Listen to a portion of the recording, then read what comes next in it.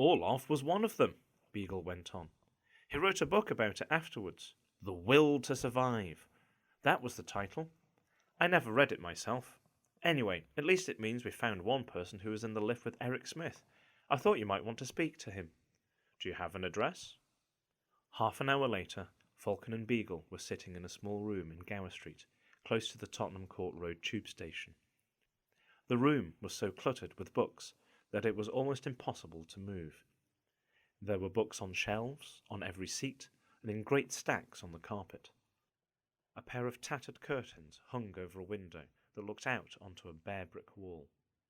Very little light found its way into the room.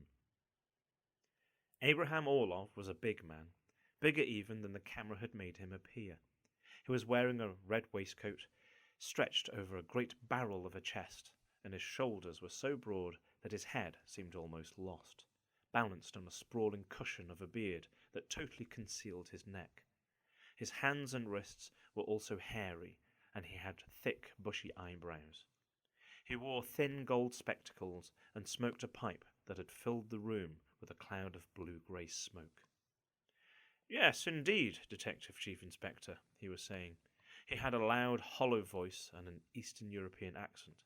"I was most certainly in London last night." "May I ask what you were doing?" Falcon said. "My dear sir, you can ask what you like. I have nothing to hide." He smiled, and Falcon felt a shiver of disgust. The man had repulsive teeth. They were yellow and uneven and somehow looked too sharp for a human being. He had seen more attractive teeth than that in a dog. "Last night was an important anniversary. I met some dear friends at our club, and then we travelled on to town together to see a concert."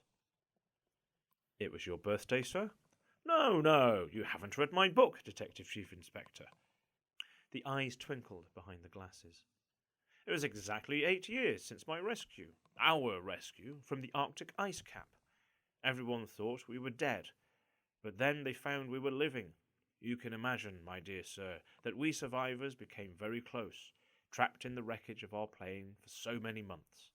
When we returned to civilization, we decided to form a club. We purchased our own small clubhouse, tucked away in the north of this delightful city. Nothing elaborate. It's just somewhere private where we can talk in comfort, and we often meet there. Socially." "This clubhouse wouldn't happen to be in Burnt Oak, would it, sir?" Beagle asked. "As a matter of fact, it is, just off the Edgware Road. We all met there at about 3 o'clock in the afternoon, and then travelled into town together." "How many of you were there?" "There are 51 members in the club, including myself. Not everyone could make it last night, but 35 of us set out together, on the Northern Line, from Burnt Oak Station."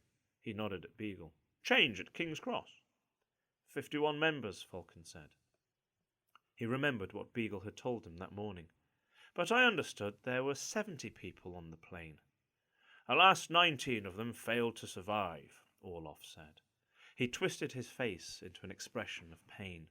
"You must know the story, Detective Chief Inspector. I made no secret of it. In fact, I wrote a book about it. 19 people were killed in the crash. The rest of us were trapped.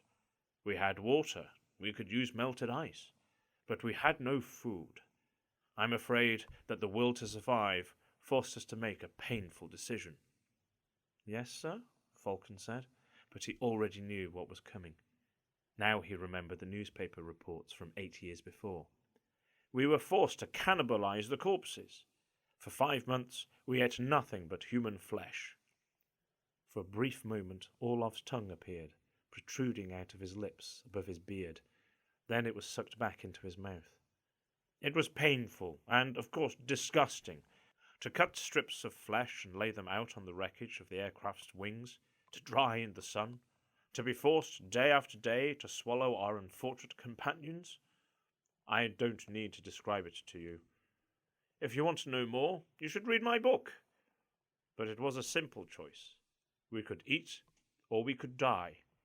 We chose to live."